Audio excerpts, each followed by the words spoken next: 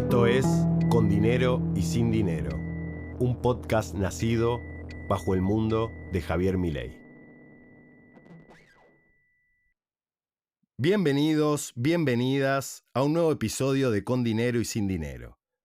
Si hace apenas unos días atrás resultaba imposible no hacer referencia al proceso electoral venezolano, donde hasta la propia Cristina Fernández se vio motivada a instigar a Maduro, en honor a la herencia de Chávez, a que muestre las actas finales del escrutinio, hoy la incomodidad de la coyuntura hace imposible no hacer mención a la denuncia hecha por Fabiola Yáñez, Alberto Fernández, por violencia de género. Denuncia que empuja a severidad, ya que no incluye solo maltratos psicológicos, sino también físicos. Moretones que expresan golpes, respaldados hoy por fotografías que todos vimos y que fueron oportunamente filtradas. No quisiera hacer de este hecho un festín de amarillismo. Solamente quisiera decir que comparto plenamente la necesidad de acompañar a quienes denuncian, así como resaltar que creo más que necesario que haya la misma expedición de parte de los propios sobre casos semejantes, como el del ex gobernador Alperovich o el actual jefe de la matanza, Fernando Espinosa. El caso de Alberto Fernández, sin embargo, por la gravedad de la denuncia y el cargo que supo ocupar, creo que merece una mención aparte y estamos todos más o menos de acuerdo en eso. ¿Cómo no sostener que el gobierno de Fernández fue un gobierno hipócrita si cada enunciado que se despegó de los labios del presidente fue humillado en la práctica? El presidente que llamó el aislamiento no solo fue descubierto infraganti haciendo reuniones festivas, sino que ahora nos enteramos de que el presidente que invocó el comienzo del fin del patriarcado, en una ironía soez, se lo acusa de golpear a su expareja. Un mundo de contradicciones que debería alertar sobre parte de las razones por las cuales el gobierno albertista significó un quiebre, un hastío que en muchos sectores se tornó tan insoportable que inclinarse por un personaje cuasi desconocido se volvió natural. Ahora se explica un poco más que el único presidente de los últimos 20 años que se identificó con la socialdemocracia y el respeto de las formas haya entregado el poder a un líder vinculado con el libertarismo y que dice importarle 3 carajos los protocolos. El gobierno, que tanto quiso cuidar las formas, hizo un contenido de cuarta. Y bueno, viva la libertad carajo.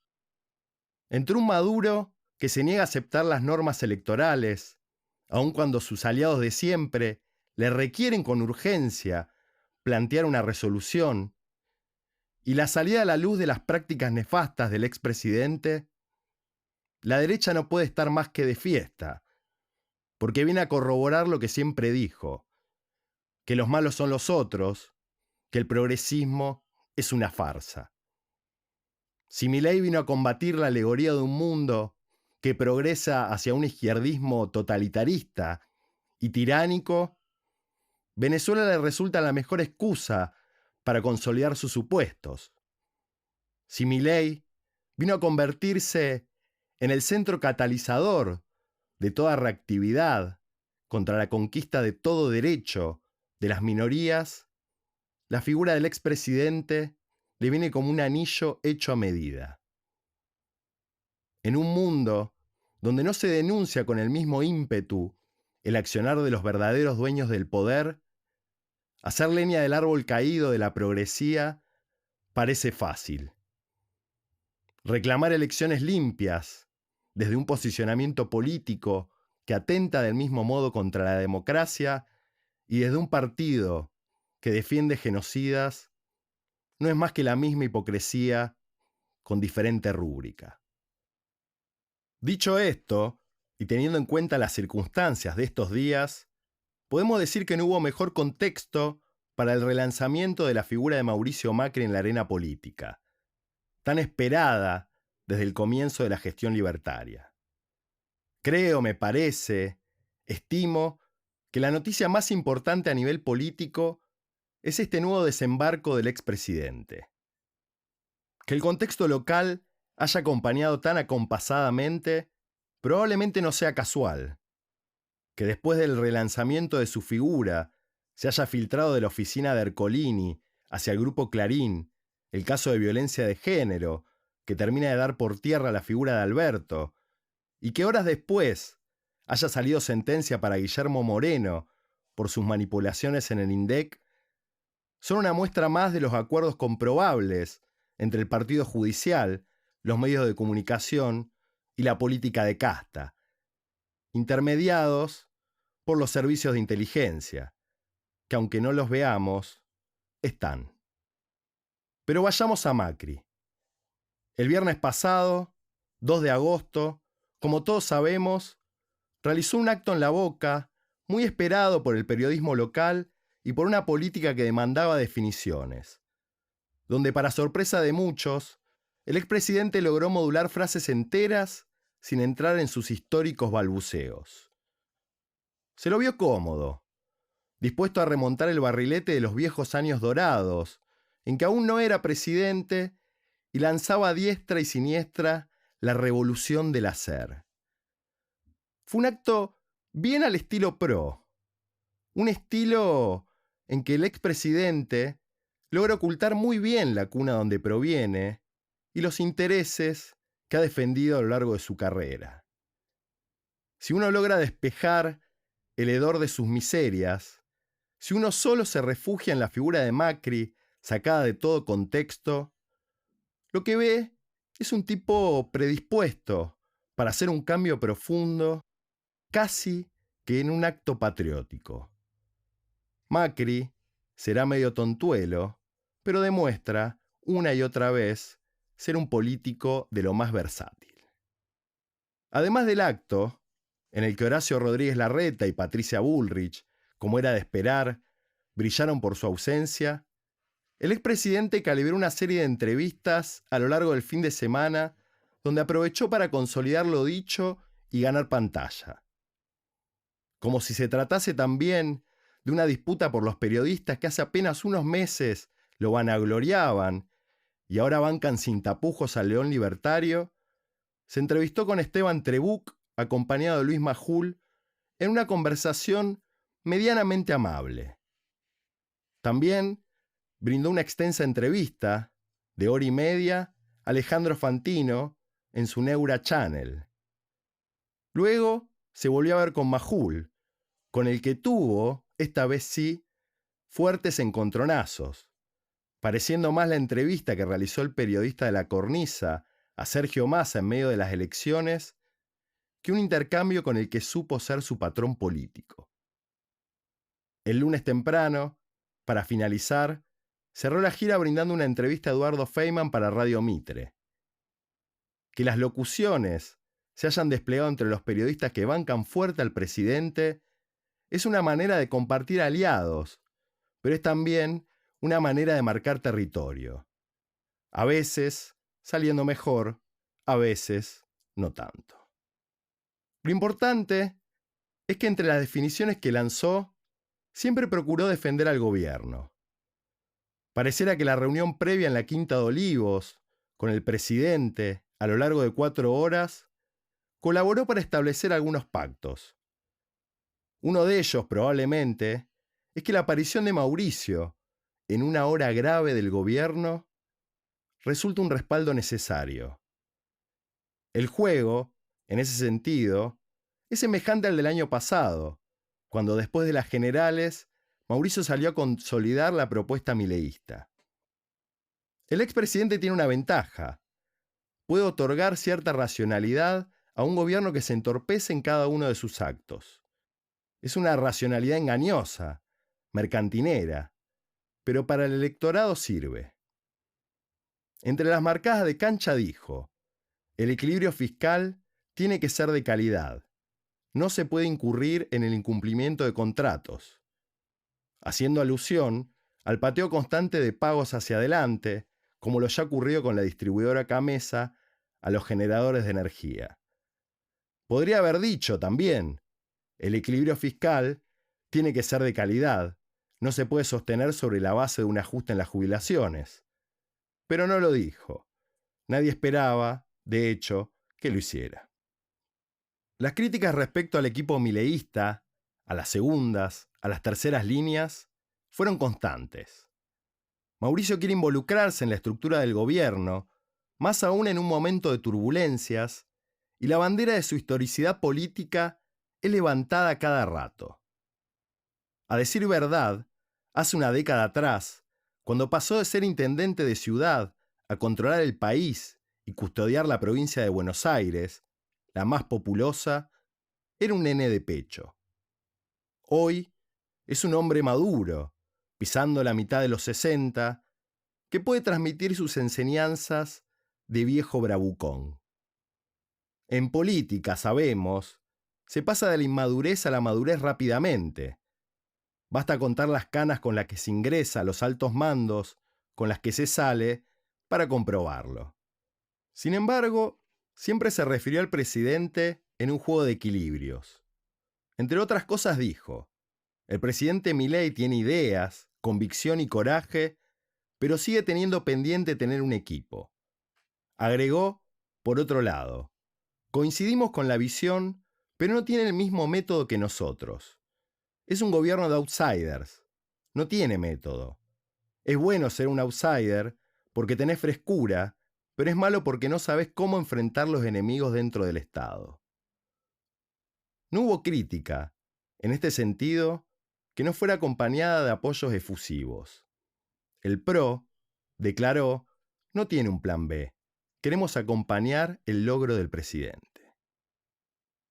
Entonces Macri vuelve, y vuelve no solo con su presencia, su liderazgo, sus ansias de poder, sino que también retorna con su lenguaje propio, esa lengua que nos habla desde la empresarialidad, desde lo gerencial, una lengua de método terapéutico, donde el hacer se reivindica por sobre el luchar. Un liberalismo un poco añejo, desconectado de un mundo en crisis.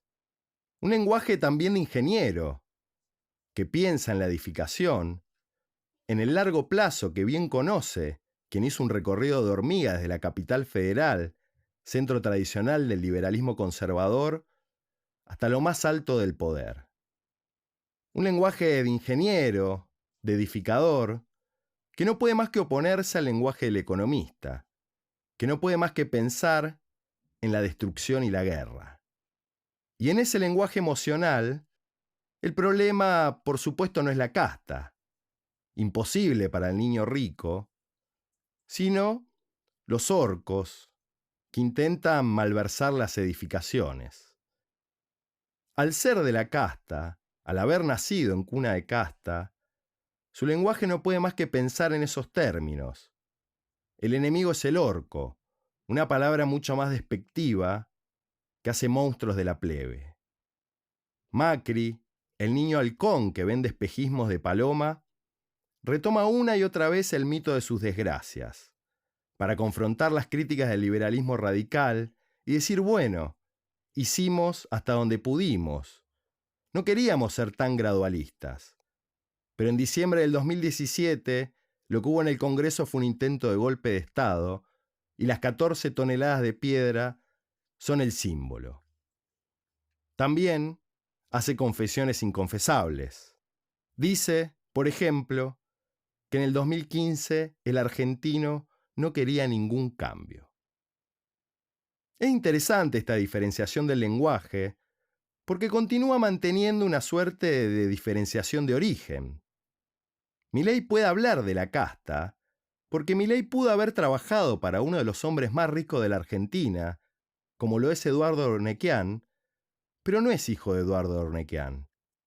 Al igual que su jefe de asesores, Demian Reidel, al igual que Domingo Cavallo, Javier encarna en su persona la idea de alguien hecho a sí mismo, alguien al que nadie le ha regalado nada.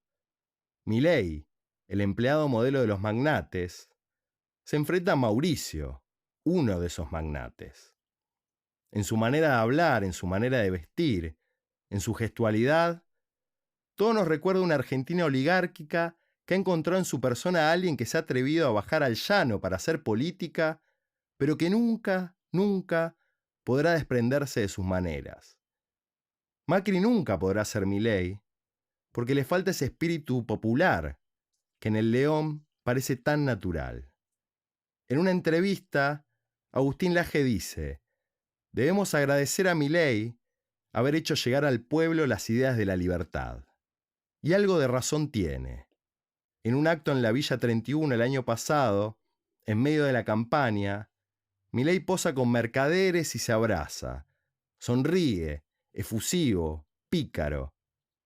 En el primer acto de Mauricio Macri en un barrio popular, dicen que se lavó las manos con alcohol, como si la morocheada del conurbano fuese una anticipación al virus. Esta reaparición del expresidente de Boca debería alertarnos sobre la nueva configuración del poder que se viene. Con su figura, el sueño de una Argentina liberal se hace más presente que nunca. Para cumplir el sueño de Milei, para cumplir el sueño de Mauricio, de hacer esa Argentina liberal, lo cierto es que con la mera existencia de la libertad avanza no es suficiente. Como mínimo, se precisaría toda una serie de partidos que pudiesen legitimar aún más las ideas del liberalismo. Hay, como dicen ellos, que refundar al país. En la medida que solo sobreviva la libertad avanza, será difícil transformar la Argentina. Por eso, ante la propuesta mileísta y bullrichista de fusionar ambas identidades, Mauricio se niega. No solo por sus ambiciones personales. Macri debe decir: si en el 2023 nos fue tan bien diferenciándonos, sigamos haciéndolo. Macri sabe que si bien Milei vino a patear el tablero de la tibieza, que no solo caracterizó su gobierno, al que Spert bautizó ingeniosamente kirchnerismo de buenos modales, sino también los zigzagueos constantes de Alberto Fernández, Macri sabe que si bien la mayoría de los argentinos lo que estaba buscando era una dirigencia que acabase con los modales de Bridge y se empantanara en el barro de la decisión, que se hiciese cargo de las consecuencias, el salto al vacío que rodea toda decisión, Macri sabe que a Milei se le puede ir la mano y que un poco de moderación será lo que busque el electorado en la próxima contienda. Macri dice: le pido a los argentinos que sigamos apoyando al presidente. Pero en realidad, lo que Mauricio quiere decir es: hay recambio. Si esto sale mal, hacemos recambio. Y si no hacemos recambio, ayudamos a consolidar. Macri sabe que Milei lo necesita para solidificar su gobierno, como lo necesitó en la campaña para solidificar su candidatura. Mauricio, con aire de jefe, de patrón de la casta, hace de los ajenos los propios. Toto, Federico, Patricia son míos. Sin nosotros, no sos nada. Porque Macri quiere también, entre otras cosas, hacer valer toda la trayectoria que lo llevó a ser un simple hijo de ricachón, bulineado hasta el cansancio por el padre y sus amigotes millonarios, a ocupar el sillón de Rivadavia en un contexto que quizás pudo haber sido de otra manera. Entre las entrevistas que dio, dijo que llegó al poder en el 2015 casi de casualidad, que si Cristina Kirchner no hubiese puesto a Aníbal Fernández como candidato a gobernador por la provincia de Buenos Aires, la historia podría haber sido otra. También dijo, esta vez en el programa de Fantino, que en la época en que Eduardo Duhalde fue presidente del país, luego de la debacle del 2001, cuando estaba buscando un delfín para que se presentase a elecciones, lugar que finalmente encontraría en Néstor Kirchner su mejor postor, la propuesta fue primero dirigida hacia él, cuando estaba dando sus primeros pasos en política. El resultado buscado en la entrevista pareció ensayadísimo bajo riguroso libreto. Fantino dice: ¿me estás queriendo decir que si vos aceptabas, hoy no existiría el kirchnerismo? Vaya sueño, una Argentina sin peronismo, una Argentina sin kirchnerismo, la ucronía hecha realidad, la reconstrucción de un pasado imposible que nos hubiese dado un presente otro. Pero también, este modo, es hacerse parte de los mitos de origen. Mauricio dice, después del 2001, cuando todo estalló por los aires, yo estaba ahí, y no es que me achiqué a la propuesta de Duhalde.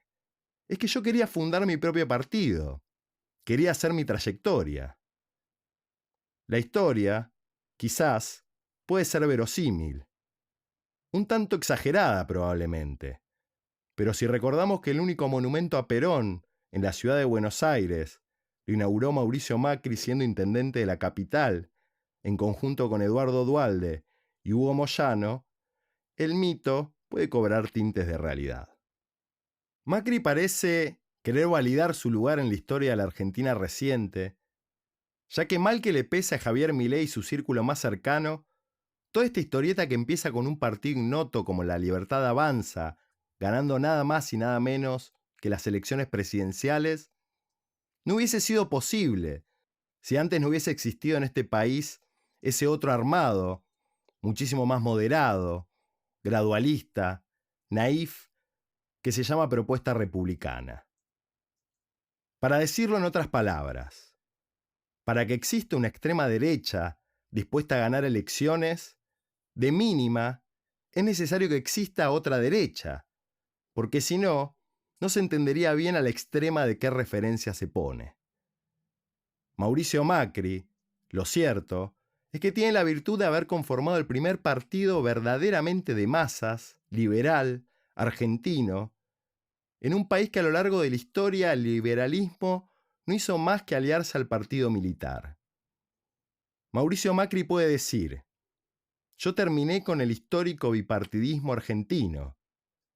Puede decir, también, para aquellos que desconocen o quieren desconocer que el peronismo estuvo proscripto durante 18 años y fue tumbado por un golpe de Estado en el que el radicalismo fue un aliado, puede decir, yo soy el primer no peronista desde la vuelta a la democracia que logra terminar su mandato.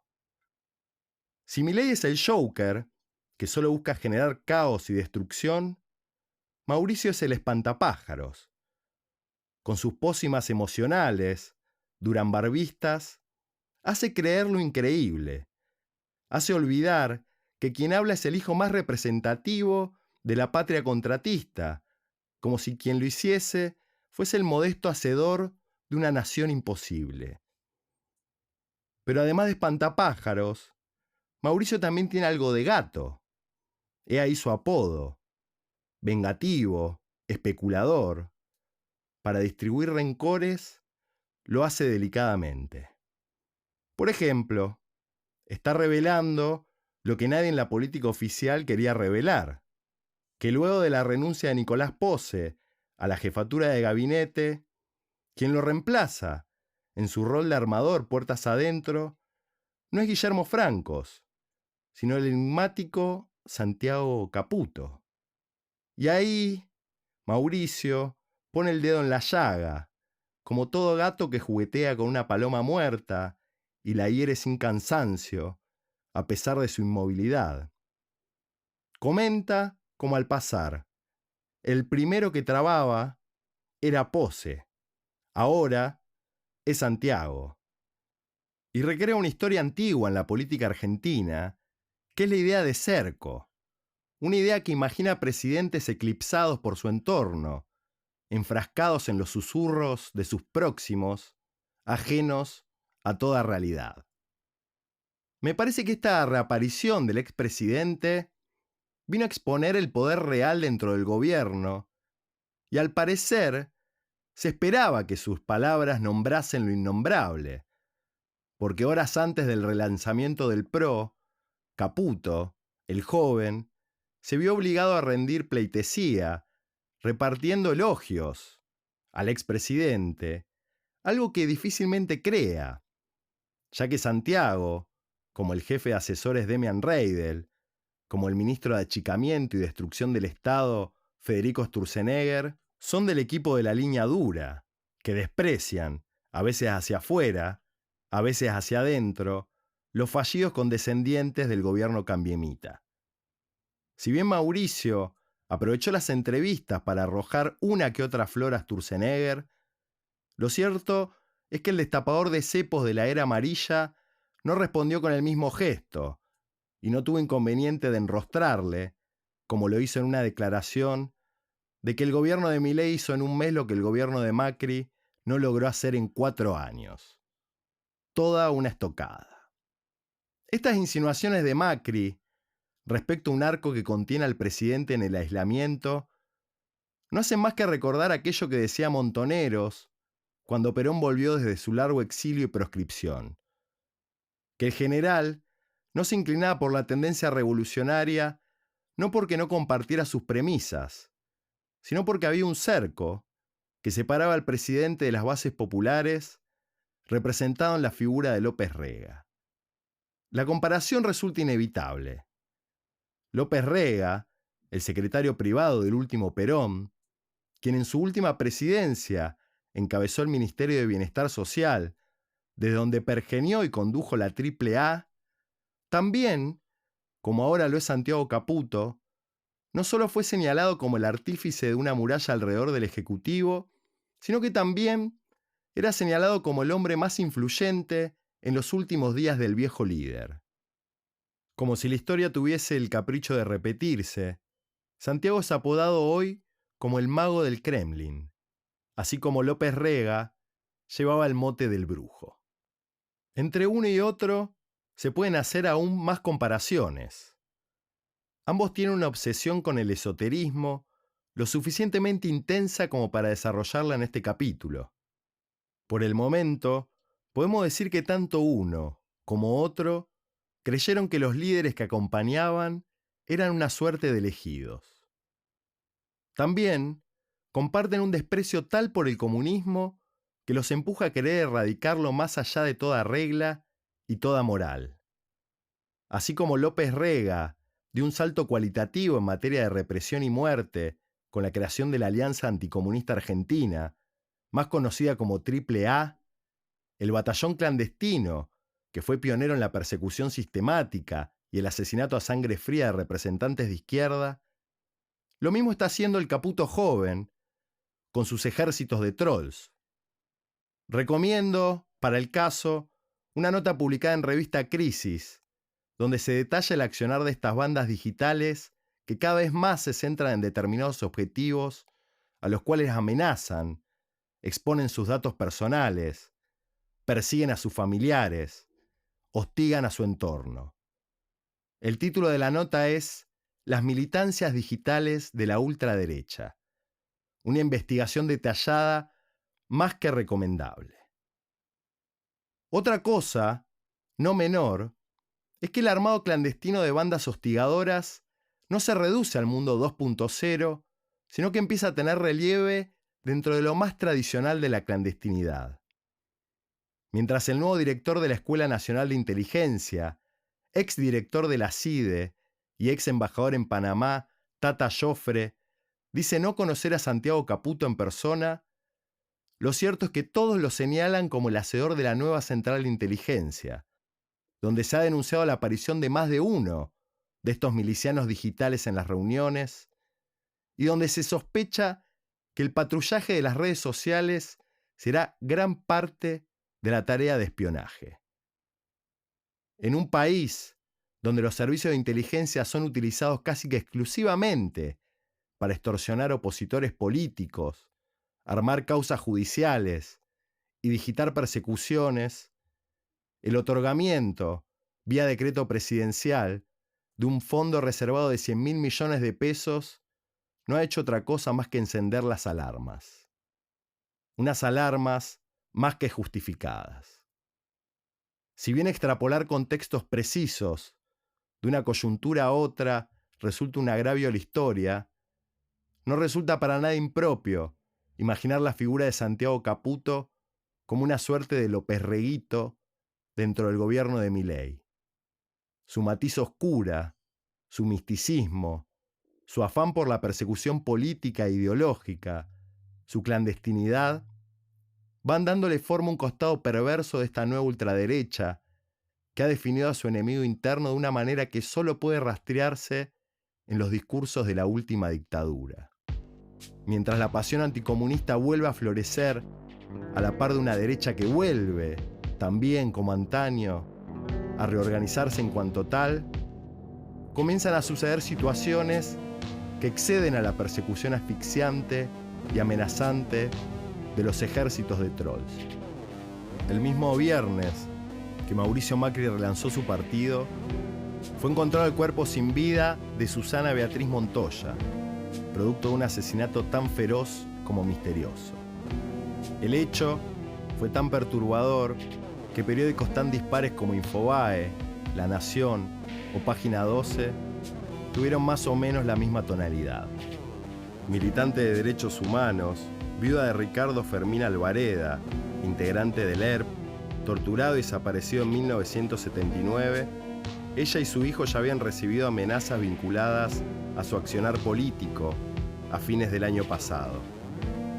El que encuentra el cuerpo es su hijo, Fernando Alvareda, quien también parece haber encontrado escrito en la pared con lápiz labial la frase «Los vamos a matar a todos».